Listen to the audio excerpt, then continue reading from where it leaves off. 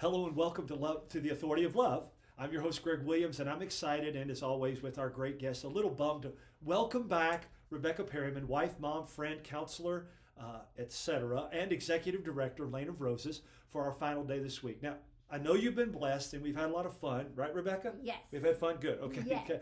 I guess I should clarify. I'm not bummed to welcome her back, okay, for our final day, but I'm just bummed that it's our last day, as I say with all of our guests, because they have great stories, God's story through you. That's the thing. So, as always, if you missed any previous programs, check them out at wjmm.com, podcast tab near the upper right, Love and Lordship links. You get today, previous 2 days. Then you can go to loveandlordship.com and find out more. And I think, hopefully, you're going to share some of this maybe on Lane of Roses, too. We'll get that out there and all of those. So, look for laneofroses.com, and we'll be getting it out there because it's such an incredible story of what God has done. Rebekah, we closed yesterday talking about, the whole day yesterday was talking about the first and second greatest command. Yes. And how we keep finding people that are trying to love others without knowing what it means first to love God and then love themselves. And that's a big part of your all's ministry. So I want to do this. I want to say this and then pitch it to you. Yes. In our me first, self-absorbed, self-centered, feeling, emotion-driven culture, it's hard for people to even comprehend or understand what we're talking about here. Yeah. Because they say they're doing this in their emotions or their circumstances, but because they don't have the Lord, they don't understand what this kind of love is. So talk a little about that and how God used the things in your life to teach you that, and then how you're teaching others through Lane of Roses. Yeah. I would just kind of share when it shifted for me, really. Okay. So I shared about my story. In high school, I struggled with an eating disorder. And, I had faith, but my identity was wrapped up in all the things of the world. And I came to college, and I was just over this eating disorder. Like, I was so sick of it, but I also wanted it more than I wanted God. It had a hold on you, right? It did. Yeah. And when it came down to it, it's like I loved it more than I loved God. And my actions, even though like my feelings may not have been that You would have way, never said that, right? No, but looking right. back, it's like that it was an idol. And who would I be without it was also the thing, right? It's like, and so I remember the moment in my college dorm, just kind of just surrendering it all and saying, God, I know like this will probably be one of the hardest things I do, but I surrender my whole life to you. I can't live this way anymore. There's got to be something better. And that was just the shift for me. That was the moment of just like that verbal, God, I give you this life. My entire life is yours. And things just started moving. And healing did eventually come years later. And anyone out there struggling with an eating disorder. Please say that again. Years. You surrendered it. Healing came, but it was years later. And still, like, there's still things I'm healing from. And I will say I'm thankful to be fully recovered from an eating disorder. But it was, 3-4 years of intensive work with the Lord. And I think that's just it, is like I was told I would never heal from an eating disorder. That's what someone told me. Someone I love and trust that had struggled with an eating disorder. She's like, you will always struggle with this. And I looked at her, I said, I can't.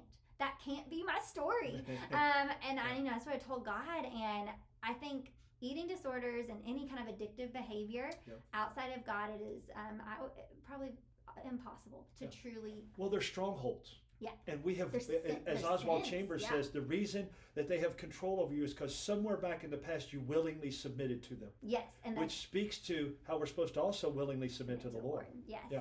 And so God just really, through that moment of surrender, just moved in my life. And that's really every hard thing I've been through, I can link back to a moment of surrender. So with our adoption, and actually starting with my husband, I was single for all of my life until I met Patrick. He was my first everything, first boyfriend, first kiss, first all of it. Right.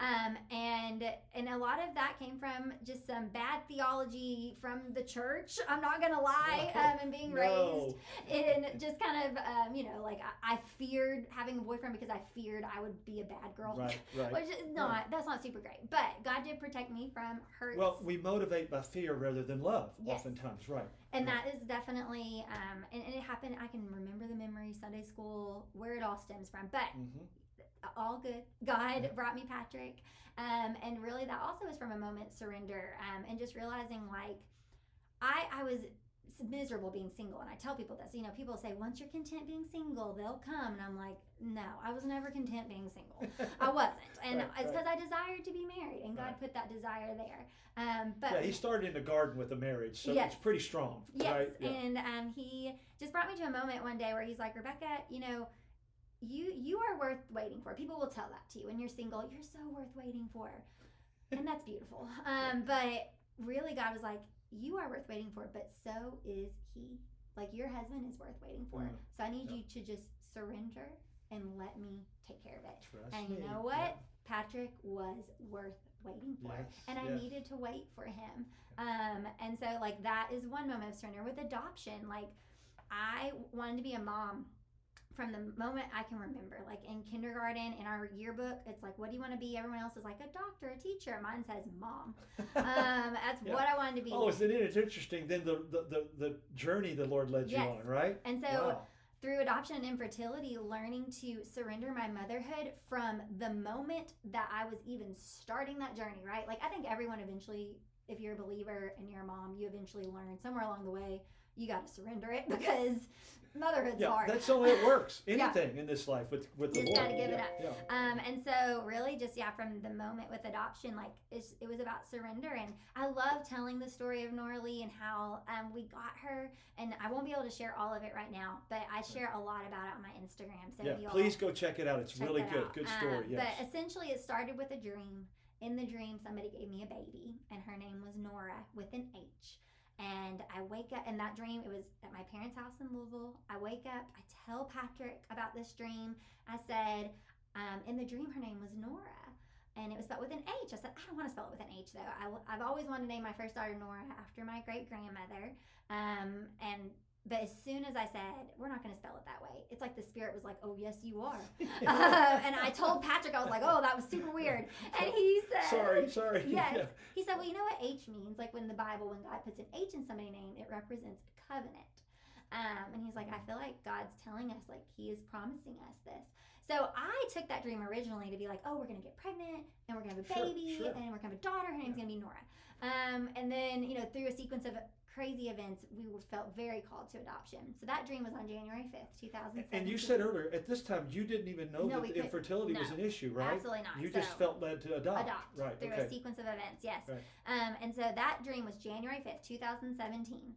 January 5th, 2018, Nora Lee was born in Louisville, Kentucky. And somebody obviously had to give us her. Right. We were to name her Nora with an H. And so it still gives me cold chills of just how we got there, all the affirmation along the way. But there were trials, and there was a lot of surrender. And it was hard, and it hurt.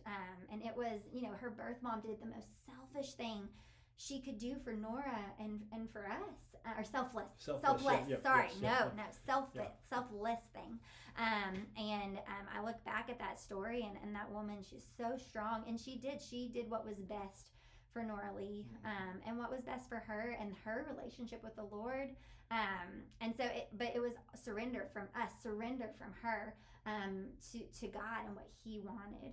And then, from there, with infertility, it was just another moment of surrendering my womb, right? And if I'm never going to get pregnant, then okay. And then another, and that led to Jackson, and then surrendering with Lane of Roses. Like, I went to school to be a teacher. That was what I was supposed to do. That was what I was always going to do. In my senior year of college, people started asking me, what do you want to do after college? And I started saying, well, I'm thinking about teaching, or maybe I'll go work at a church. And I would be like, what? Like, I've never said that before. And it was this calling of ministry on my life. And so, I remember being a senior and starting to pursue a ministry opportunity alongside of I didn't even have to interview for some of them, getting jobs in a county that was very hard to get jobs in. And God just saying, just pick. Either way, you are going to you can glorify me, but you pick. And I knew in my heart that I was being called to ministry. But it was surrender. And that one took a lot longer. I did not realize how much my identity was wrapped up in success and a job.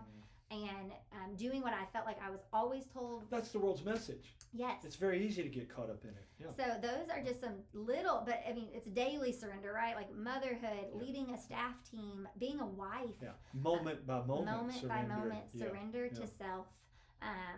And just receiving God's. I think you hear surrender and you're like, oh, that hurts. That's hard. But oh my gosh, what would I have missed out on if I hadn't? Yeah. I would have missed out on Patrick, on Nora, on Jackson, on Lane of Roses. These huge blessings of my life. They were what was best, and God knew it. So what then is, as we close out today in the week, what is then that message? You've kind of hit it all. Surrender. The greatest commands, love God, love yourself. How do you bring that all together then when you're discipling and helping young ladies? Because they're going to be eventually wives and mothers and workers and ministry and whatever else it may be. Yeah. I just think the biggest thing is really asking, like, I'm discipling someone right now, and we've talked a lot about, do you love God more than you love your sin? And sometimes, and yourself. And yes. And sometimes, the answer you have to be honest, and you're like, no, I love my sin more. And currently and even if they don't, oftentimes it's, you tell me you do, but you keep choosing the sin. You keep choosing the sin. That tells me what you love. Yes. Right. It tells you what you love. Exactly. Great evaluation tool. And just with her specifically, we've talked a lot about, like, sometimes she's recovering from an eating disorder as well, and just I tell her, it's like, it's okay that you don't want to get better. What's not okay is that you're not asking God to help you. I said, I had to pray a prayer, God, I don't want to get better, help me want to. That's good. And he will put that desire. Oh yeah, he's faithful. Yeah. And so because I was loving my sin more than I was loving him, and then once you start to really to fall completely in love with him, I feel like everything else just kind of flows from that place of just like, that's his whole design, Rebekah. You just said it. That's why he made that first. It wasn't just because he deserves it and he's the greatest. It's a big part of it. It's because it's the only way it will work. Yeah. And that's what we've got to get people to understand. Don't just come and get saved and go to church and start serving people. We need to teach you how to love God. Yeah. And in the process, you'll learn to love yourself. And then you can love others. That's what I hear in Lane of Roses, and I loved it. And we'll live so ours is purpose, right? Like, so we say Ephesians 2:10, for we are God's masterpiece, created new through Christ Jesus to do the good works he planned for us long ago. We often skip the first part and go straight to the good works. Yes. But that's our purpose, right? We want to live a life of purpose. Well, I say that identity leads to purpose. So knowing who God is and who he made you to be will lead to a life of purpose. But identity is the choice. You have to choose to put your identity in Christ. That's right. Purpose is the outcome. I say in the book, there are hundreds of commands and no demands. That's a loving God and King and Lord who says, if you love me, you will keep my commands. You will choose to keep them. And that's what it is. So we're out of time, and I hate that, but maybe some other time we can come back and fill in some more. Tell our listeners again how they can reach you. So best way would be Instagram, Rebekah_Perryman, REBEKAH, or Rebekah@laneofroses.com, or you can just check me out at Lane of Roses. We have an Instagram and a website. Yeah. And so you're listening to this on the radio. You might be listening on podcast or video, but share it and help others. Great story, Rebekah. Thank you so much. Thank you for a great day and a great week. Your witness and testimony for Christ, and for all you and Lane of Roses team are allowing the Lord to do through you. It's wonderful. It's great.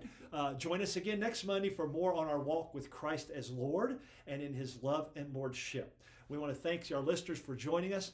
Thanks again for your prayers, and thanks always to the Lord. Go make it a great day and a great weekend in Christ. Now stay tuned for my good friend Bill Reeser, and don't forget to check out Hope is Here with my good friend Greg Horn as well. I'm Greg Williams, and you're listening to The Authority of Love.